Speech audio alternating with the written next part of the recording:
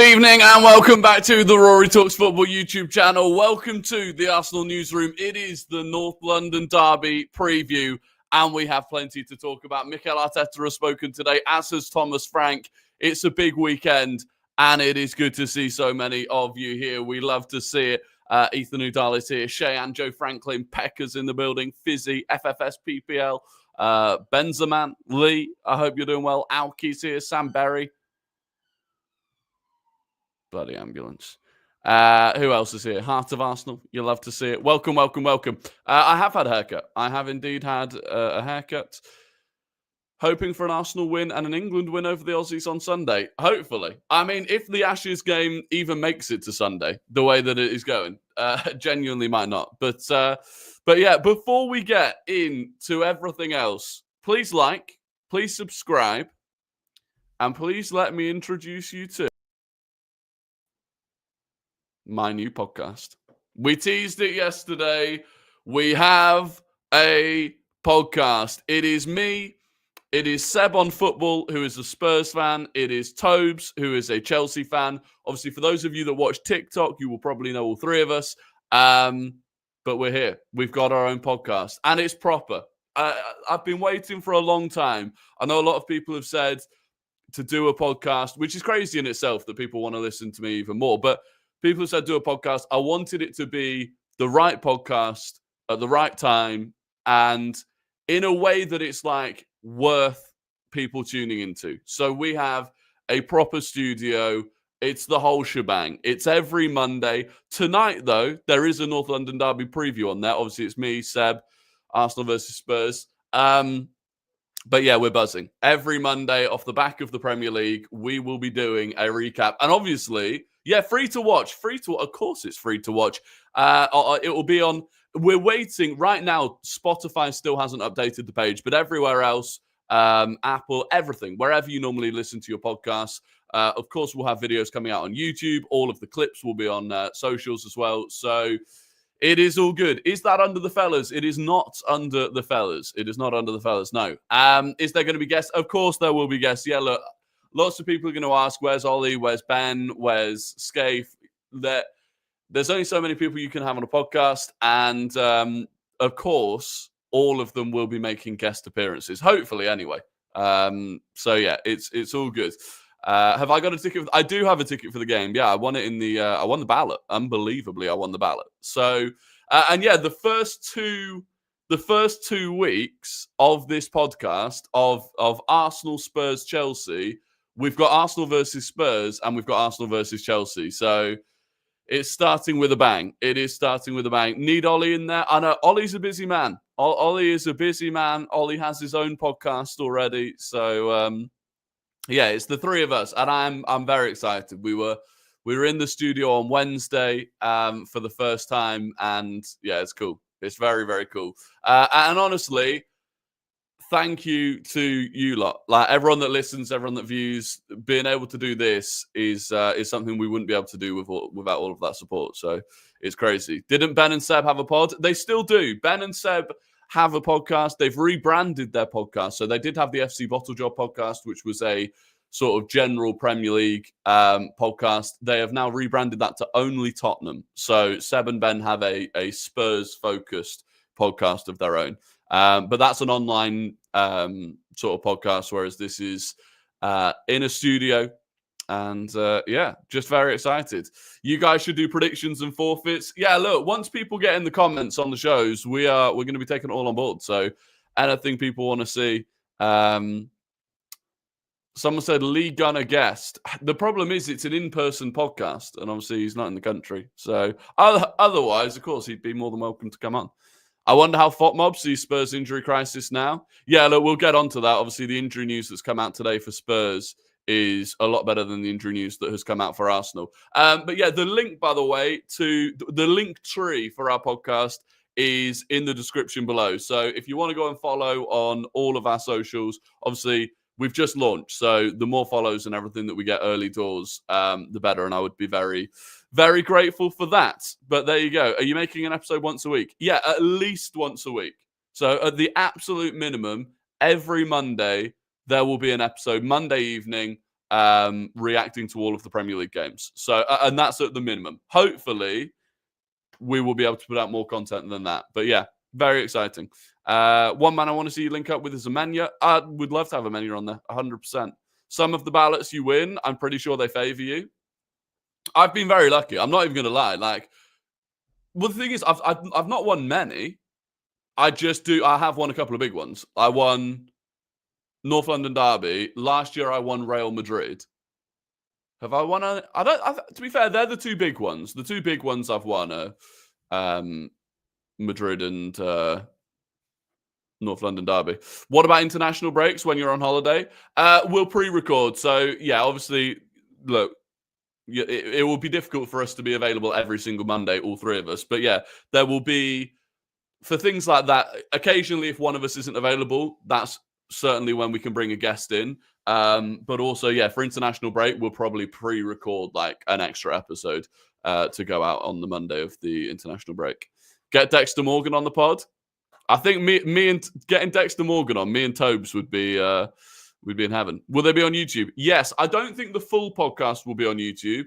It will be one of those where videos from the podcast are on YouTube, like a 10-minute segment, and then the full podcast will be on the podcast platforms. Is that a new project? It's a new podcast. Yeah, this is the Back Post podcast. Me, Seb, and Ben. Is there a stream tomorrow? Probably not. Although we might do a watch along for City versus Newcastle. So yeah, we might do a watch along for City Newcastle. The Spotify link. Yeah, the Spotify link is currently. It's weird when you start a new podcast. It takes them a while to sort the link out, basically. So Spotify right now, the link is broken, but all of the other ones should work, and the Spotify link should be sorted pretty quickly, hopefully.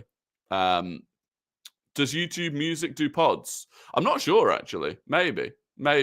But look, that's it. That's the podcast. Incredible, incredibly excited, incredibly kind of proud to be able to launch it. And with that said, we will get on to the North London Derby preview. Let me just bring up this first of all. So this is Arteta's press conference. Before we get into that, Thomas Frank spoke today about the Spurs injuries. And I said yesterday, I was expecting a lot of these Spurs players to be coming back from injuries. A lot of them were just knocks. Pat Matassar, Lucas Bergvall, Randall Kolo Muani, all trained and are all available as per Thomas Frank. Mohamed Kudus trained and is available. Archie Gray, Ben Davies, and Kota Takai all trained. So that's what? 1, 2, 3, 4, 5, 6, 7 of the players that were on that injury list yesterday trained and are available to face Arsenal. So, yeah, they are in not a bad position in terms of those injuries. Obviously, they do still have some significant long-term injuries. Maddison, Kulusevski, they're the big two. Dominic Solanke will not be available. With us, not quite as promising, although we don't know for sure. Let me bring this up. So, this was Arteta today on Gabriel's injury. Gabby unfortunately picked up an injury with the Brazil national team, and he's going to be out for weeks. We need to do another scan next Wednesday, and we'll have the timeline probably much clearer than we have at the moment. That, for me, is worrying. I'll be honest with you. Everyone's spamming 6-7. What a world we live in. What a world we live in. They're all spamming 6-7. Yeah, that worries me. The fact that it needs another scan and they're waiting until next Wednesday, that generally happens when there's a lot of swelling and stuff. I'm concerned. I feel like if he was only going to be out for a month, for example, we would know that by now. So yeah, I'm pretty worried about the length of Gabriel's injury, unfortunately. Iceberg UK, thank you very, very much for the £2 super chat. Hi from Estonia, the British Army Battle Group. We love the British Army Battle Group out in Estonia. Keep doing your thing. I appreciate the support very, very much. Incredibly generous, and stay safe out there as well. On how much of a blow it was for Gabriel, he said it's clearly a blow because he's our leader in our back line, and to me, it's never a positive thing. The good thing, as you mentioned, is that we have very good options, and we need to stand up now and do the job, which of course is true. On Ricardo Calafiori, he wasn't available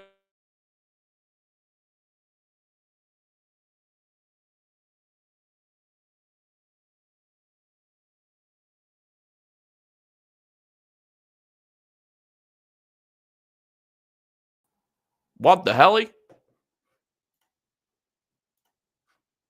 Am I back?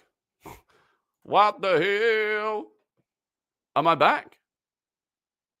Hello? Hello? Hello? I'm back. I honestly don't know what happened. The PC didn't crash. Something crashed. Anyway, we're back. As I was saying, Riccardo Calafiori, he wasn't available for the international break. He's been carrying a few things, and we had to bring him back. He hasn't trained yet. Tomorrow we have another training session, and we'll see how he is. Again, that is a bit concerning. I probably wouldn't play him. I wouldn't start him, at least, on Sunday if there's any sort of doubt. Like, we're just in a position... You can't be taking risks, especially on someone like Riccardo Calafiori, who has had injury problems. I just don't think it's worth the risk when you've just got so many more difficult games coming up after it as well. Like, you know, if this was like the big game and then you were going into some easier ones after it, you'd maybe take the risk. But, you know, you're following it up with Bayern and then Chelsea and then Villa the following. Like, it's just difficult. MLS has that derby fight in him. Yeah, I agree. So yeah, I'd probably start Miles Lewis-Skelly. We'll get into the team that I would go with in a minute. But yeah, so that's Calafiori, which is a shame.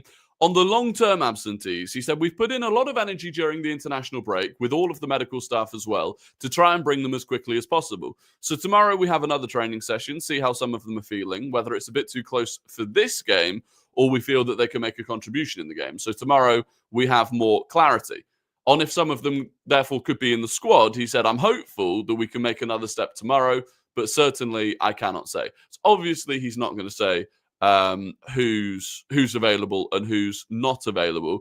And that was pretty much it. I don't think he spoke about any other player individually. On whether, on it being a big opportunity for whoever plays instead of Gabriel, he said, yeah, for sure. And that's what we're looking for. And the good thing is that we have to take our players in different positions over a very heavy season. Whoever plays is going to be ready to do that. He was asked if so many injuries are taking away from the quality of the game. He said injuries are a part of football. Obviously, the demands that those players have in the way that the schedule is, there's more demands than ever, and probably that's going to bring more injuries. We will try and avoid that as much as possible, but you can see that in many clubs, even in different countries as well. So we're going to have to live with that. Gabriel Jesus, on how Gabriel Jesus is getting on in his rehabilitation. Very good. He's doing everything with the team at the moment, and for the last almost 2 weeks. That's big, by the way. So he's been in full first-team training with the team. Physical first-team training. So that's very good. I still think he's probably going to have to play a couple of games, like with the under-21s or something. But yeah, it's good. On managing Calafiori's loading, he said he's been dealing with a little issue and he played, then we rested him and took that load because of that. And then when he got into the last game and had to travel with the national team, they were very understanding of that issue, and that's when they allowed him to come back. On if we can see more of Ødegaard roaming around attacking positions, he said, yeah, we have new players, and new players create new connections, create new ways of attacking, and we need to let that flourish. We're learning a lot from them, and where they feel comfortable, how they can do it in the most efficient way. And when he's back in the team, I'm sure he'll be able to do things as well. So look, overall, we don't know who is going to be available. I feel like Martinelli definitely is going to be, because he was on the verge of being available before Sunderland. Hopefully the same with Madueke, although there was some talk about maybe he had a bit of a setback. I don't think Havertz or Gyökeres are going to be available, to be honest. There's been no real word on them. And then maybe Martin Ødegaard. But I don't think any of them are likely going to start, to be honest with you. So it's difficult. It is difficult. We need Jesus for one game, Carabao Cup v Palace. Yeah, basically. Jesus won't play till Carabao Cup against Palace. I think he might play a bit earlier than that, you know. I think he might play a little bit earlier. If he's been back, if he's been doing full first-team training for 2 weeks, when's our Palace game? 23rd of December. Yeah, I reckon you could see him. I reckon you could see him back a couple of weeks before that. I mean, the only thing will be if everyone else is back by then as well. Does he even get into the squad? But Gyökeres was in full training. No, it was another. I hate the people that do it. it was an old picture. These Twitter accounts post old pictures of Arsenal players training and pretend that it's a new picture and say that the player's back in training. It was an old picture. So losing Gabriel is more of an attacking loss than a defensive loss because of our immense defensive options. Yeah, to an extent. We just need someone else. We need someone else to step up for the attacking corners. Is it illegal to say a player is fit even if they're not for like mind games? No, not at all. Not at all. You can say whatever you want. We've done it in the past. We've said that a player was injured and then they've been fit. We've said a player's fit and then they've been injured. Gyökeres training was fake. The ball was UCL ball. Yeah, exactly. But yeah, so look, it's one of them. I still think that we've got enough. If we go and look at what the likely teams are going to be, I still think we've got enough to beat them. Let me bring this up instead. Uno momento, por favor. But yeah, in terms of the team that we're most likely to go with, they've gone Mosquera. I would go Hincapié. They've gone Calafiori. Like I said, I'd probably not risk it. I'd probably go Miles Lewis-Skelly. Zubimendi, Rice, Eze. I think unless Martin Ødegaard is able to start the game, I think you're probably looking at Zubimendi, Rice, and Eze. Saka, Trossard, and then I really hope we can play Martinelli instead of Mikel Merino. That's the one big thing for me. I just think Mikel Merino's a final action player, right? And he's good at it. But Spurs are good defensively this season. And when they go away from home and they sit in pretty defensively, they're difficult to break down. And I'm just not convinced that Merino will get those chances if Spurs play like that. I think, you know, for the way that Martinelli can press, I just feel like that would be better. But it's a difficult one because, like, bringing him straight back in off the back of a muscular injury, it is tough. Who do you think will be on the TIFO? Apparently, Henry's one of the people. I think Henry and Saka, I've heard are both on it. We'll wait and see. Thierry Henry is fit for the North London derby. Well, we could do with a Thierry Henry right now, to be honest with you. This is what the Spurs team could very well look like. Vicario, Pedro Porro, Romero, Van der Ven, Jed Spence, Palinha. Now, what I think it will be, it won't be this attacking, in my opinion. I think it'll be Palinha, Bentancur, and Pat Matasar as the 10. I think they'll play Simons off the left. I actually think as much as Kolo Muani's trained and is available, I still think it'll be Richarlison up top. And then it'll be Kudus off the right-hand side. So maybe I need to refresh it. I don't think it's updated it hasn't updated their injury list. Like, Gray, trained, available. Davies, trained, available. Takai, trained, available. Bergvall, trained, available. Kudus, trained, available.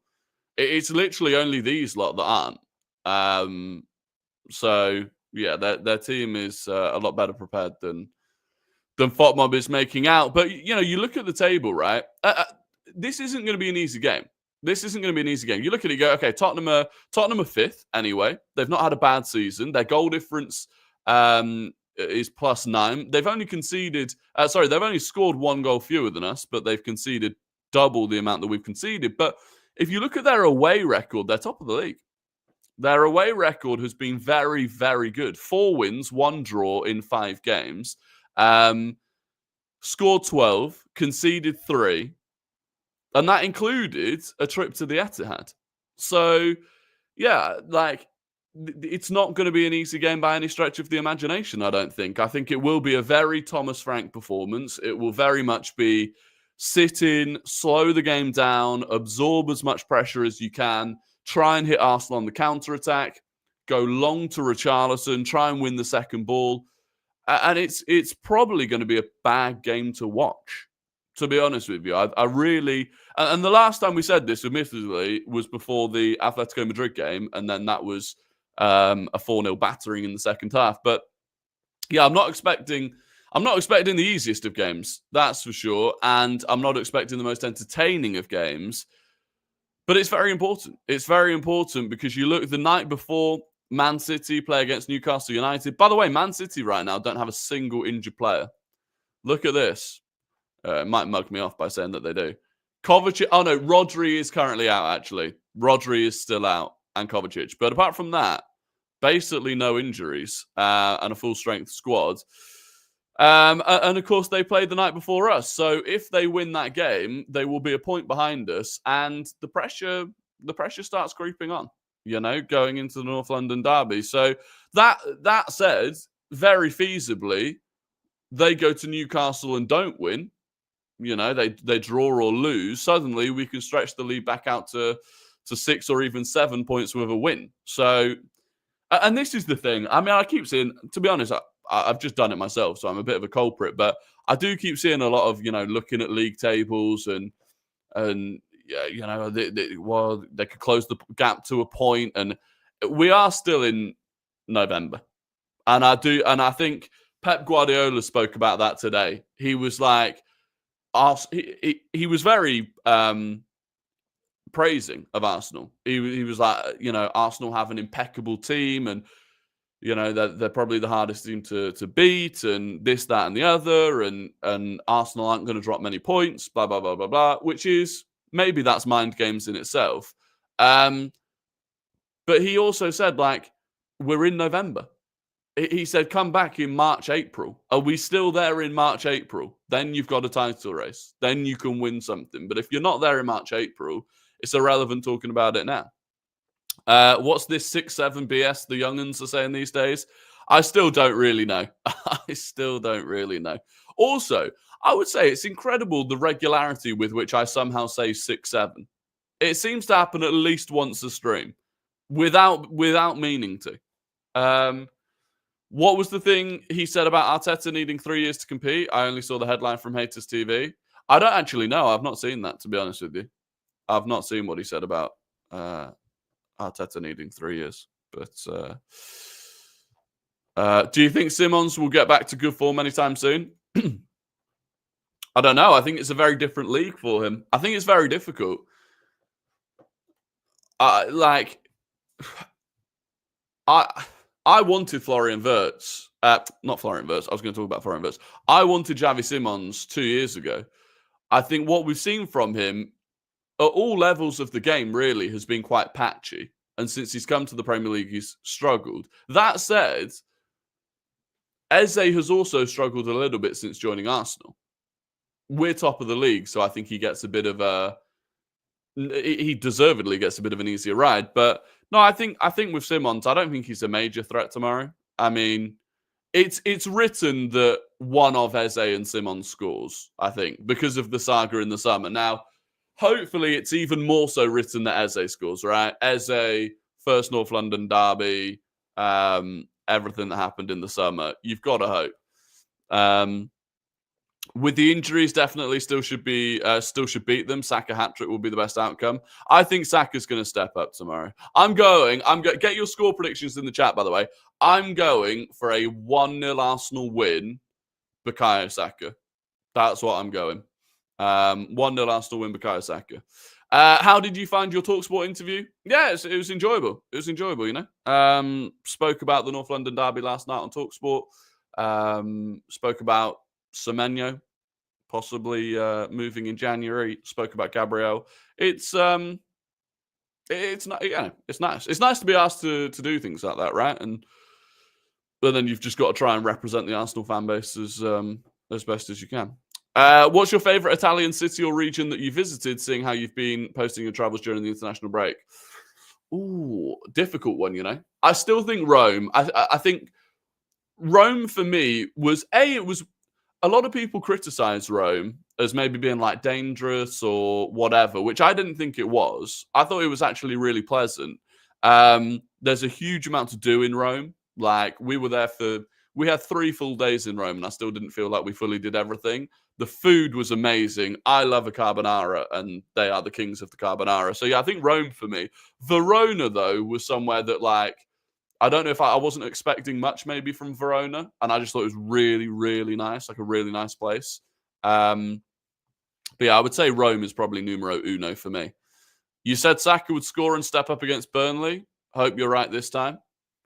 I will be right. How many times can I say that and be wrong? Not many. Not many. It's Bukayo Saka. Let it all work out. The carbonara tier list, when are we getting that? I know I'm slacking on that account, but we've been launching a podcast this week, so I've ended up being really busy. But yeah, the Carbonara Connoisseur Chronicles will return. I don't understand the Eze hate. I think he's been better than people give him credit for. No, he has. Well, I think it's a difficult one because I just think he's not. I don't think Eze is the player that some people think he is or want him to be. In terms of what we've had for years with Ødegaard, even when Ødegaard hasn't been at his best, what you get from Ødegaard is like a constant throughout the game. Ødegaard is constantly picking up the ball. He's constantly moving it. He's involved in the play so much, whereas Eze isn't as involved in the play. But Eze is there for the moments. Eze creates something out of nothing. And that's what we brought him in to do. What you want to have is both Ødegaard and Eze, so that you've got someone sort of carrying the game and then someone that's able to pull off those moments. But yeah, it's also a very different environment for him at Arsenal compared to Palace. Like, Palace are one of the lowest sort of lines in the Premier League, and they're constantly finding space in attack. Arsenal's the opposite. Evening, Rory. Congrats on the podcast. Thank you very much. I appreciate it. Do you think we will get a set piece? I hope so. Because if we score from a set piece, suddenly people will be like, oh my God, even without Gabriel, they can still do it. So hopefully. Our available 11 tomorrow is still much better than Spurs. Midfield and attack clears them. I agree. I do agree with that. Did you see the video of the guy saying he'd want Brennan Johnson on the right for England over Saka when Johnson isn't even English? Yeah, it was surely just rage bait, right? Surely just rage bait. If Ødegaard was fit to start tomorrow, would you drop Trossard for Eze? If Ødegaard was fit tomorrow, if Ødegaard was fit enough to start, I would play Ødegaard in midfield, I would play Eze off the left, and I would play Trossard up front. That is what I would do. Rory, have you seen Piero on set pieces? He's so good. No, I don't think I have. I'll be completely honest with you. All I've done really is look at Hincapie's height, and he's obviously not one of the taller centre-backs, and I've assumed that he's not as dominant in the air. Could be completely wrong. So I hope I am wrong. I think Hincapie starts and rocks up with a crashing header. Oh, yes. Yes, please. Rory, prediction for City Newcastle, and have you got a ticket for Sunday yet? Exchange is killing me. Yeah, I was saying I somehow won a ticket in the ballot for Sunday, so I've not had to worry about the ticket exchange for that game, which is it's been blissful. It has been blissful. Prediction for City Newcastle. I actually think City are going to win 2-1. I think City are going to win. I think they're the better team. C. O'Hara, the Wally, claiming that Kane, Son, and Bale are better than anything Arsenal have ever had. Yeah, okay then. Yeah. No, we never had Bergkamp, Henry, and Robert Pires. Never had that. Never had that. Never had arguably the best 10 the Premier League's ever seen, arguably the best striker the Premier League's ever seen, and arguably the most underrated left winger the Premier League's ever seen. Never had them. It is a Wally. Sounds crazy. Thinking Hincapie's pace could help stop more counters. It will. Like, arguably Gabriel's biggest weakness is that he's not that rapid. And also, having now done two different muscles, I'm worried about long-term Gabriel being able to sort of engage in those long sprints back to goal. Hincapie is the opposite. With Hincapie, you do perhaps lose out on the aerial dominance of Gabriel, but for sure his pace should theoretically make us less vulnerable to counterattacks. Do you think Saka will stay for his whole career? Yeah. I do. Thoughts on Spurs fans complaining about depth? They have injuries, but most are non-starters, and they do have depth in positions. It's not our fault that you bought poor depth. Yeah, it's weird, right? These Spurs fans, and I've seen a lot of them this week, they go, on one hand, because a lot of the talk this week, has been about Gabriel's injury, right? Because he just got injured. And he's been one of the best players in the Premier League so far this season. So funnily enough, when one of the best Premier League players this season, not just Arsenal players, Premier League players this season, when he gets an injury, funnily enough, that's a talking point, right? But they've been getting really angry about it. Oh, but we've got Maddison out. Okay, but Maddison's been injured for a lot. It's an ACL, right? When someone's out with an ACL, they stop getting talked about because you're not just going to talk about it every single game. And then they've been trying to do this comparison thing. Oh, but this player's injured for us and that player's injured for them. But at the same time, they say, oh, Arsenal fans are always complaining about injuries. Well, if we're bad for complaining about injuries, you're even worse for trying to make it a competition. And like you said, realistically, they don't have that many bad injuries now. They're likely going to be missing Kulusevski, Maddison, Dragusin, and Solanke. That's it. On corners, who will be the penalty spot guy without Gabriel? Well, yeah, so we've got to find someone else to do that, right? So that could be Hincapié. We might just go like for like, and it's Hincapié or Mosquera if it's Mosquera that starts. Maybe Mikel Merino, who is very, very good in the air, if he starts. No, I'm sure we'll find a way. Rory, what are your thoughts on media always referencing Arteta's time as manager with Arsenal when talking to manager are in their first season with a new club? Like Frank pre-match again today. Wait, let me try and read that again. What are your thoughts on media always referencing Arteta's time as manager with Arsenal when talking to managers that are in their first season with a new club? Referencing. Okay. Yeah, well, it's stupid because it's so circumstantial. It's so to compare what Arteta walked into at Arsenal. You know, as the best example is to compare what Arteta walked into at Arsenal compared to what Arne Slot walked into at Liverpool. To compare those two things, it's nonsensical. It's literally chalk and cheese.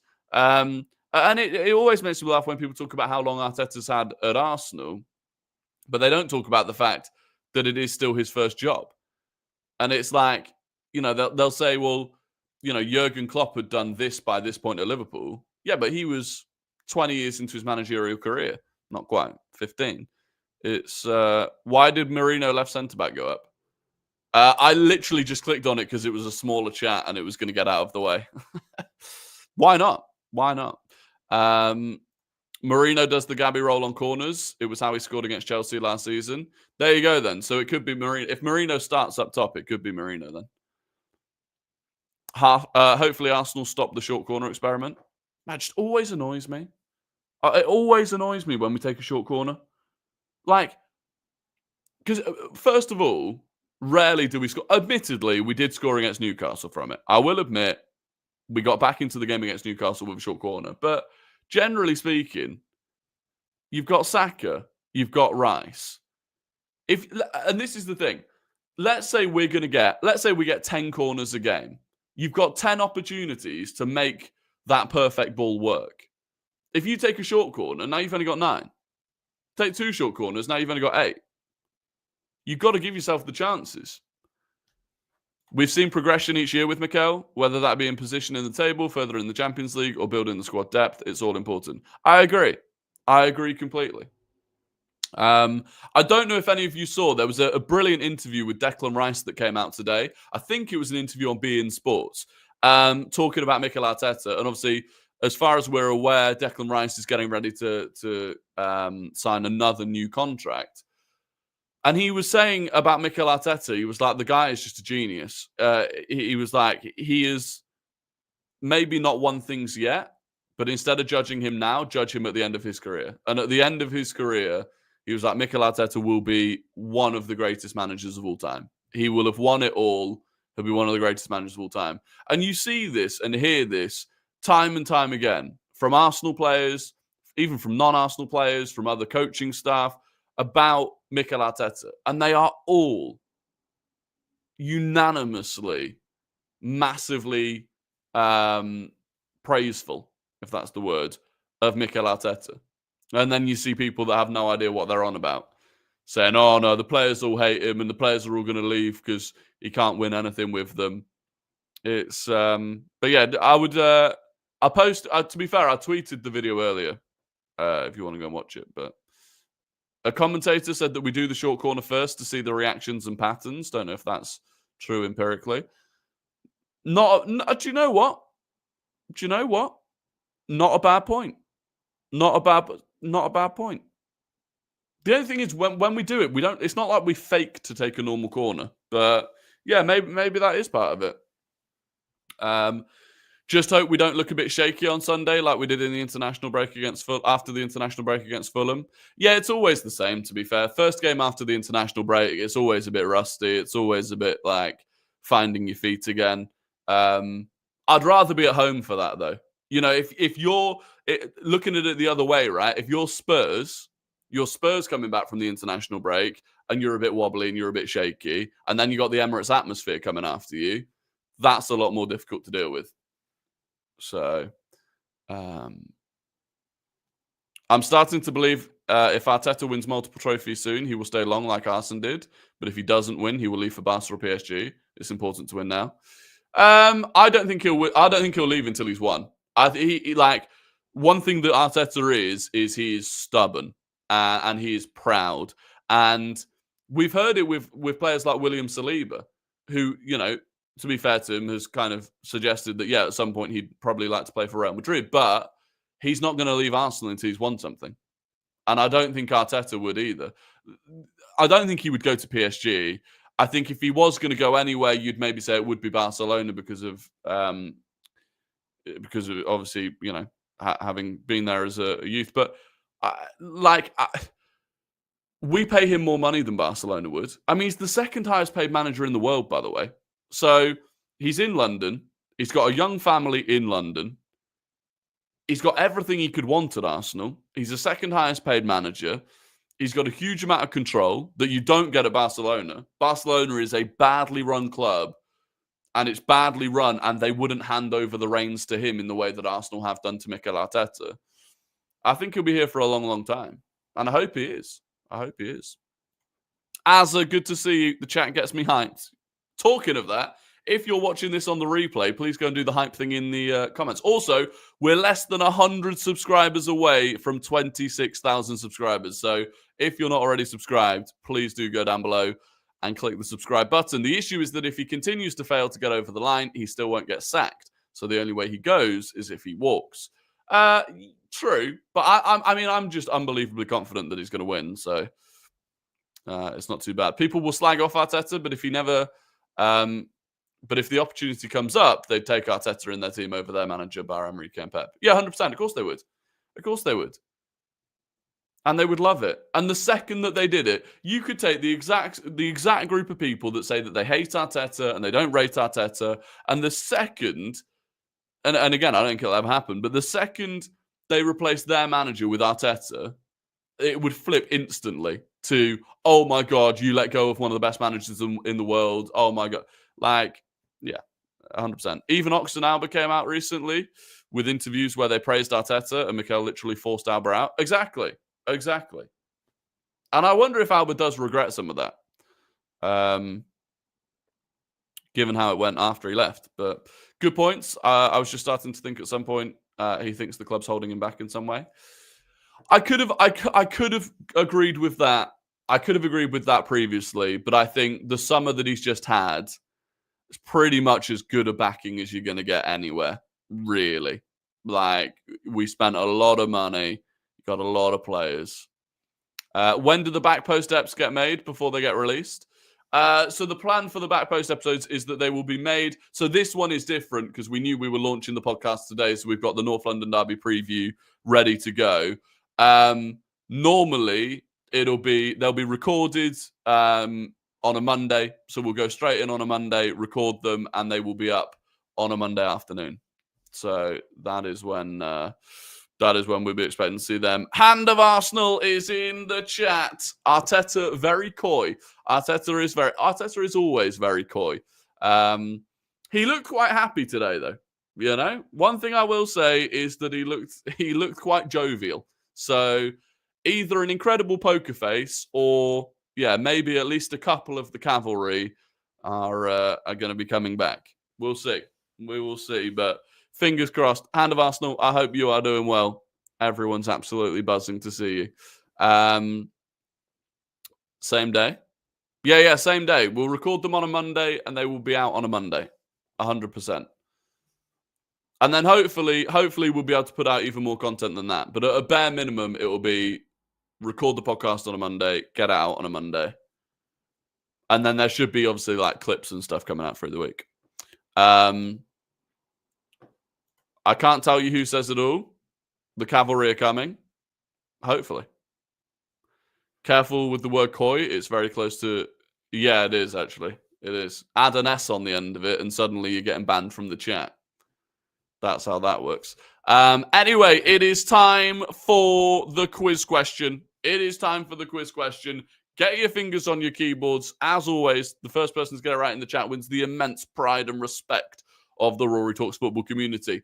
The question today, add a G on the end of it and you're cruising. So the question today is this. Who was the only Arsenal player to score in our 2-1 win against Spurs in January? Who was the only Arsenal player to score in our 2-1 win against Spurs in January?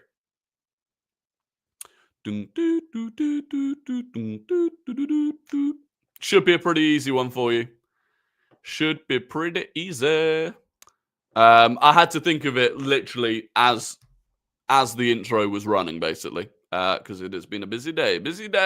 But the winner is... It's Ethan Udall. It was indeed Leandro Trossard. Spoofer was second. George Christodoulou was third.